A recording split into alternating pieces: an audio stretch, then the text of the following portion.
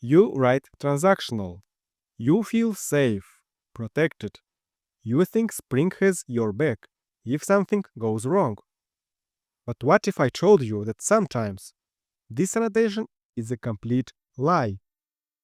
And your own IDE is screaming at you, trying to warn you about this lie. But most developers just ignore it. Look at this. A simple user service. And we have this method. Create user and force error. It saves a user. And then it throws an exception. Simple. And it's annotated with transactional. Logically, the user should never be saved to the database. The transaction must roll back. But look closer. The method is private. And my IDE, my own smart assistant, is already screaming at me. Methods annotated with transactional must be overreadable. It's flagging this as a critical error. But here's the trap, the paradox. If I ignore my IDE and I force the application to run, it starts. No compilation failure from the build tool. The bomb is now armed. So, what happened? The IDE was right. It tried to protect us. But the system allowed us to make the mistake. And now, let me show you the consequences. The user is still in the database. The rollback failed. This is not a bug. This is data corruption. Imagine this was a bank transaction, a financial disaster. So, why did it fail? The IDE error is not your enemy. It is your best friend. It is trying to tell you a secret about how Spring works. It works with proxies. So, how do we fix this? There are few ways, and it's important to understand the trade-offs. One common approach you might see is to simply make the method public.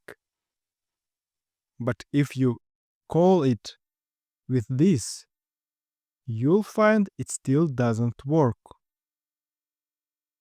This is because of self-invocation trap. You are bypassing the Spring proxy.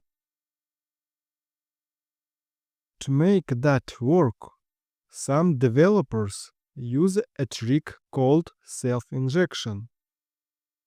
It's a valid technique, but it can make the code a bit confusing and feel like a workaround.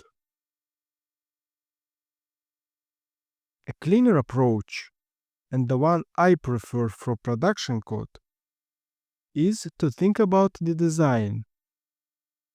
The issue is that our user service is trying to handle its own transactional boundaries. We can make this cleaner by isolating the specific piece of work into its own component. Let's create a new component. Its only job is to execute this piece of logic inside a transaction. Now, back in our user service, we simply inject this new component and we call its method. Because we are now calling a method on a different Spring bean, we are guaranteed to go through the Spring proxy. The proxy sees the transactional annotation and it can do its job correctly. And now, when we run this code, the application starts, and if we check the logs, the database is clean. The transaction worked exactly as expected. Not because we used a hack, but because we choose a cleaner architecture pattern.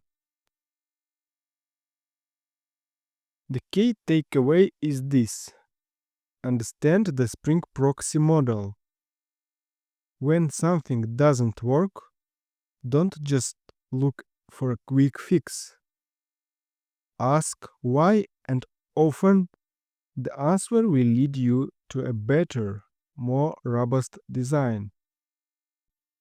Annotations are not magic. They are contracts backed by a mechanism.